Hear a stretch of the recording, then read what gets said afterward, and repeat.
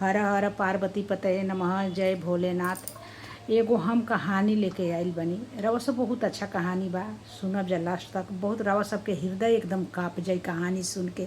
कहानी पर रवा सब ध्यान देव जा, हमारा बात पर ध्यान देव जा, गौर करब जा कहानी कितना अच्छा बाटे। दोस्तों, एगो गांव रहे। वो आदमी एगो गांव में रहलन।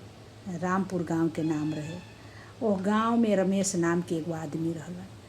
तो उनकर उम्र 50 साल हो गए रहे। 50 साल हो गए रहे, उनकर शादी भई रहे। तो पहिलका औरत में के अपना जला के मुआ देले रहलन। आ दूसरका औरत के ड्राम में पानी रहे, ओमे हिला के ओकरा के डुबा के मारा मुआ देलन, माने आत्महत्या कर देलन। कैला के बाद में लइका फैका कुछ ना रहे उनका। तो एगो साधु भिरी गइलन, कहलन कि साधु बाबा, हमार कैसे जिंदगी बीती। हम चाहतानी कि हमार उम्र जतने पर बा उतने पर रहो, आ हम दुनिया के सबसे शक्तिशाली हो जाई। तो एगो तांत्रिक कहलस कि तहरा एगो उपाय करे के पड़ी। कहलन कि कैसे हमरा उपाय करे के पड़ी बाबा बताई, हम जौन दुनिया में उपाय बतावन हम करब। तो बाबा कहलन कि देख, अगर 16, 10, 11 साल के लड़की अगर मर जाताड़ी सन आ ओकरा के कफनिया के अगर आदमी गाड़ देता, तो ओकरा के तू जाके ओकरा संगे गलत संबंध करब, तब तोहार तांत्रिक विद्या बहुत बड़ियार हो जाई। तांत्रिक विद्या तोहरा इतना तगड़ा हो जाई कि फिर दुनिया में तोहरा से शक्तिशाली कोई रहबे ना करी। सुनलन तो बहुत उनकरा अचरज भइल। कहलन कि बाबा ई कैसे होई। कहलन कि अब तू जाना कि कैसे होई। अगर ई 3 गो अमावसा के 3 लड़की संगे कह देब, तो तू जाना कि दुनिया से शक्तिशाली हो जीब। अब कहलन कि ठीक बा। ओकरा फेरा में रहे लगलन। जब फेरा में रहे लगलन तो कब्रिस्तान में गइलन, जहाँ गड़ात रहली सन लड़की। तो गइलन तो ओ गाँव में जवार में अपन देखत चलस कि कहाँ माने लड़की मरतिया। अस्पतालों में भी चल जास।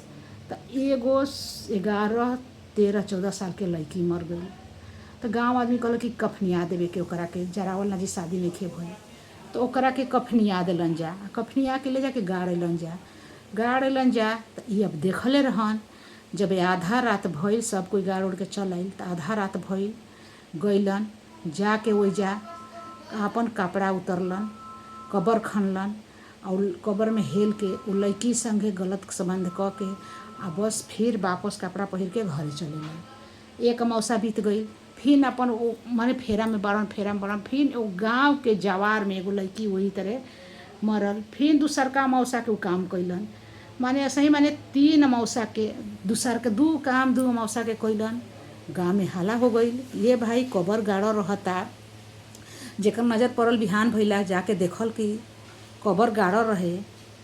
एक अमावसा के भइल, तभी कहे कुत्ता उता सब चाहे कोनो जीव जंतु कोड़ले होई, ऊपरे से माटी डालल रहे। फिर दूसरका बार देखल गई तो उहे जब कबर गाड़ल रहे दूसरका अमावसा के पूरा माटी बिगले ना रहे, वही तरह हो गई। कोई के माने आहट सुन के वो आदमी जल्दबाजी में भाग गई। तो कबर वही तरह रहे, लड़की के कपड़ा हटल रहे नीचे के। तब जाके ओकरा के पुलिस भी खबर गई कि भाई ऐसन काम के करता। तो एकरा बाद में फिर एगो लड़की के ऐसन काम भइल जवार में। और कब्र जस्त सौंसे गांव जवार के माने पूरा बड़ा रहे, ओहिजे आदमी गड़ात रहे। तो ओहिजे जाके फिर उ काम तीसरका अमावसा के करे के लह में रहे। और जनलस कि ये गाँव में मुगल बिया साथ ही गई रहे, उहो साथे गई रहे। तो पुलिस का काम कैलस सन, ओजा पेड़ रहे 3-4 गो बगीचा टाइप के, उ 3-4 पेड़ पर सीसी कैमरा लगा देलस। तो एगो तो एकदम पूरा पेड़ के ऊपर लगौले रहे कि माने वो सब लौकबो करी तो ही ना लौकी।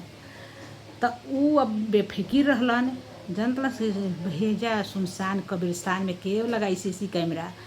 जब लड़की तीसरका लड़की मरल आ ओकरा के दफनिया के गाँव के लोग सब आई घरे।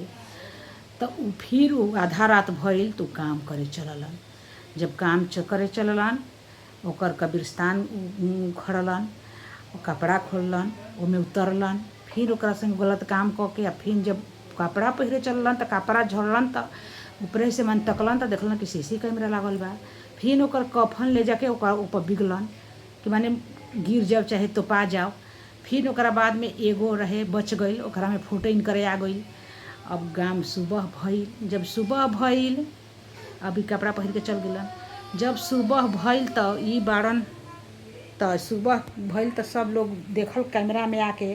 जब कैमरा में आके देखल तो इन सब तो कैमरा माने एने ओने हो गए, लेकिन ऊ कैमरा बचल है जो सबसे ऊपर है। तवना में फोटो पुलिस उतरलस, फोटो देखलस आ सब कोई की पहचान करवलस।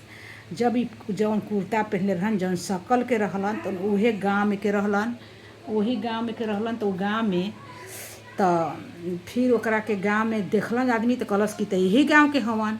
तो ओकरा के पुलिस ले जाके थाना में पूछताछ करे लागल। जब पूछताछ करे लागल तो ई कहलन कि हाँ ई हमारे काम है, हम ही काम कैले बानी। तो कहलस पुलिस कि काहे भाई तू काम ऐसा कैले बड़ा, जब वो आदमी दुनिया में नहीं खे और ओकर संग गलत संबंध करता, ई बहुत खराब ना आदत बा, तो चल गई शरीर भर खाली ओकर बा।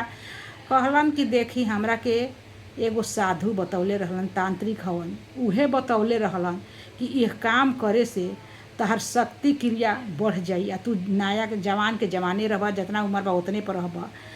कहलन कि ई अंधविश्वास बा। पुलिस कहलसन अंधविश्वास बा, तार जीवन करवास के पहले ही केस चलत रहे, मेहरानू के अपना मुँहले बड़ा, अब तो यही में सर के तहरा मरे के पड़ी। कहलन आ उहे पुलिस इनका के पूरा दंड दिलसन। आ उ जाके साधुओं के धराइल, साधुओं जेल में बाड़न आ यो जेल में, दोनों जना जेल में अभी बाड़न, जा केस चलता। देखिए दोस्तों, अभी जोग टोना ये सब खाली का बकवास बा, कुछ नहीं खे दुनिया में, खाली ये सब बकवास बा, कुछ हो सकते नहीं के। जौन भगवान ऊपर से कह के भेजले बाड़न शरीर के, ओकरा बीच में कोई कुछ ना कर सकेला। अगर कहानी अच्छा लगी तो लाइक शेयर कमेंट कर दो।